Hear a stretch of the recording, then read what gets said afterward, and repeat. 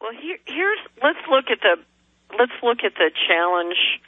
Whether it's what I'll just call a metaphor for the people running the economy globally. So whether you're Mr. Global or whether you're Jason and Catherine and the people listening to this call, the question is, how do we go from being a world of where resources are very much used by the few and not by the many, and a world where we're having incredible sort of damage from growth in population to the environment on the planet? How do we go to a world where we are living in alignment with each other and with the environment? So how do we go from an unhealthy model to a much more healthy model? And here's the challenge. The question is, how do you incentivize people to do what's good for the environment and do what's much more equitable in terms of sharing of resources? And there are positive systems you can use to do that, Jason. The Solari model says, okay, why don't we finance communities with equity, and then people can make money and get financial wealth from reducing consumption. Because the notion that we need consumption to grow to get the stock market to go up is absurd. That's the corporate model. But in fact, if you finance places with equity, there's enormous financial incentives for all of us to dramatically reduce our consumption in a way that aligns us, and our finances with the environment. Cap and trade is a very different kind of system. It's a taxation system, and it says, you can't trust people to do the right thing. So rather than incentivize them with positive, what we're going to do is we're just going to make it very painful and expensive for them to not lower their footprint. But we're going to do it in a way that, one, gives us central control, and two, where we can game the system. So I've always said, if you think that the cap and trade would make derivatives look like it was something that Mother Teresa came up with. Because what you're seeing in cap and trade is the worst polluters in the planet being given a get-out-of-jail-free card in exchange for making it much more expensive for the least polluting people. So, for example, Democracy Now! Just had a great description about a month ago of General Motors purchasing of carbon credits in Brazil, and basically, General Motors is free to pollute because the folks in Brazil can no longer hunt or do all sorts of things with land that they've been using for generations. Mm-hmm. So you literally have a system that allows the most polluting to continue to pollute and get a get-out-of-jail-free card by making life miserable for the people who have the lowest footprint. And exactly, even though they're going to buy these carbon credits, those fees, those costs will then be implemented on the lower class by what they cost. They'll just increase their price. And in fact, now you're seeing around gas stations that if cap and trade is passed, yes, gas will go up 75 cents or $1. And then the left cover is, oh, you must work for the oil industry. That's why you're against cap and trade. That's why you're against a carbon tax. Yet these headlines I have next to me, out of Bloomberg, Shell calls for global expansion of cap and trade CO2 programs. And then we have an Exxon executive calling for the same things. These are the people that are actually behind this carbon tax system. Well, let's talk about what we need. The first thing that we need, whether it's, if you're the American people or you're in Latin America or any continent around the world, what we all need is transparency about what's going on. What ClimateGate shows is that the quote-unquote science around the need to have any kind of system is bogus.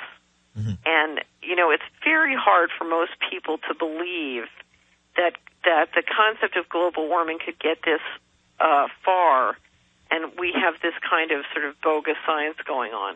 Mm-hmm. And so the first thing that's needed, Jason, is transparency about where is climate change coming from, why, and what are the things that we can do. What does the human race control that we can change that can improve our circumstances for whatever reason? And I think that, I'm someone who spends a huge amount of time trying to understand what's happening and why, and I still feel absolutely no confidence that I know why or can explain, why climate change is happening, because I think there's so much disinformation, and it's a perfect example of how disinformation is used to bring about bad policy and control, when what we need is a real, honest conversation about what's going to happen and what can we do. Well, the bottom line is, if the data said what they said it showed, they wouldn't have destroyed it, and they would have allowed it to be peer-reviewed except for, they didn't, and they had it fall into the dark abyss. It's the Alex Jones Show, back after this. She's called the current economic situation a financial coup détat. It's the Alex Jones Show. I'm Jason Burmis, sitting in. I want to move on to what's going on in Copenhagen in just, I think it's 6 or 7 days it begins, this Copenhagen Treaty, where one of the quote-unquote 3 pillars is global government, and the term taxation and tax appears over a dozen times. They're trying to get this cap-and-trade scheme global. I mean, all the way around, so that we sign onto a treaty. And, of course, the United States is the quote-unquote worst polluter, so we're going to be hit the hardest. What do you see coming out of this climate treaty, this meeting? I don't know what's going to come out of Copenhagen, because I think there's a real effort going on behind the scenes to make sure that the United States doesn't commit or commits as little as possible, and we don't know how it's going to play out. The question behind all of this is really goes back to, are we going to have a democracy, or are we going to have be part of a system where invisible forces control top-down through these unbelievably complex systems, a lot of which are being engineered by using the environmental issues and the environmental sort of community. I think in many respects they're unknowing about it, but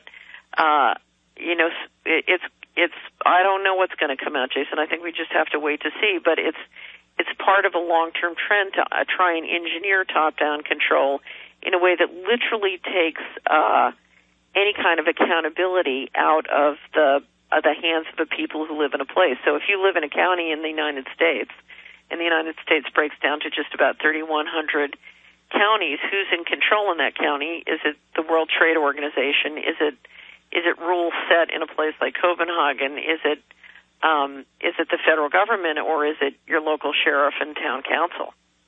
And that's where the rubber's going to meet the road.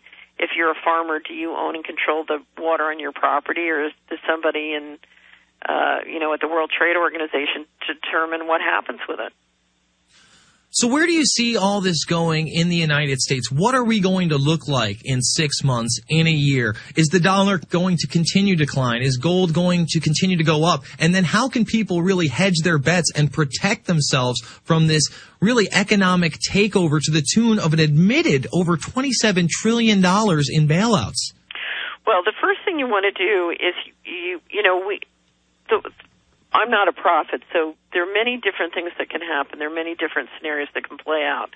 But the one thing we do know is that there's certain long-term trends, and what you want to do is make sure you align yourself with the long-term trends. So the first long-term trend is we're having a shift of resources out of financial assets and what I call sort of bubble economics and into real things. And what that means is the average person, the average household needs to demonetize. So, for example, I once had a friend who was constantly complaining about how the yields in her stock market portfolio were falling and her water bill was going up. And I said, well, this is really easy. Why don't you just sell some stock and build a well? And so that's a perfect example where we put our money into corporate securities, and then we get a yield on our corporate securities, and then we go into the market and buy from those same corporations the goods and services that we need. So we've been intermediated, and demonetization is really about saying, okay, where can I start investing my time and my resources so that I permanently lower my overhead, because it makes sense to go back to the way my grandparents or great-grandparents did it. The economics are changing because we're in a bull market for tangibles.